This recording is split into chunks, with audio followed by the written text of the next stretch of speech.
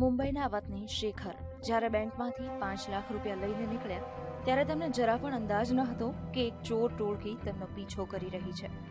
શેખર બેંકથી ઘર તરફ જવા રવાના થયા ત્યારે બેંકથી જ તેમનો પીછો કરી રહેલા લૂંટારુઓ લૂંટ ચલાવવા માટે માત્ર એક તકની શોધમાં હતા, પરંતુ આખા રસ્તા દરમિયાન તેમને ક્યાંય પણ લૂંટ ચલાવવાની એકેય તક ન મળી.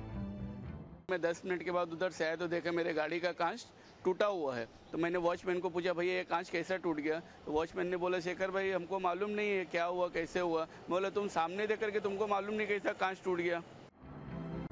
શેખર કેટલાક દસ્તાવેજ લેવા માટે તેમના મીરા રોડ સ્થિત ઘરે પહોંચ્યા અને રૂપિયા ભરેલી બેગ લોક કરેલી કારમાં છોડી દીધી અને અહીં જ લૂંટારુઓને લૂંટ ચલાવવાની એક તક મળી ગઈ.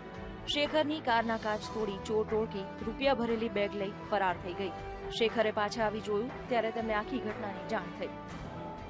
मैंने फोटो निकाल के बैंक में गया, बैंक मैनेजर को बोला सर ऐसा ऐसा मेरा हो गया है, पेमेंट में ले करके गया था, हमारे गाड़ी में से कोई चुरा के ले करके गया, आप मुझे फुटेज दिखाओ. तो उन्होंने फुटेज दिखाए तो जो लड़का मुझे इधर दिखा था चोर कि पैसा ले करके भाग रहा है, वो लड़का मुझे बैंक में दिख गया. શેખર લૂંટ પછી સોસાયટીના સીસીટીવી ફૂટેજ લઈને બેંકમાં પહોંચ્યા ત્યારે ખબર પડી કે લૂંટારુઓ બેંકથી જ તેમનો પીછો કરી રહ્યા હતા. જો કે શેખરે રૂપિયા 2 અલગ અલગ બેગમાં રાખ્યા હોવાથી માત્ર 50,000ની જ લૂંટ થઈ છે. બાકીના રૂપિયા સલામત છે. હાલ તો પોલીસે સીસીટીવી ફૂટેજના આધારે લૂંટારુઓની શોધખોળ શરૂ કરી છે. Bureau report, VTV.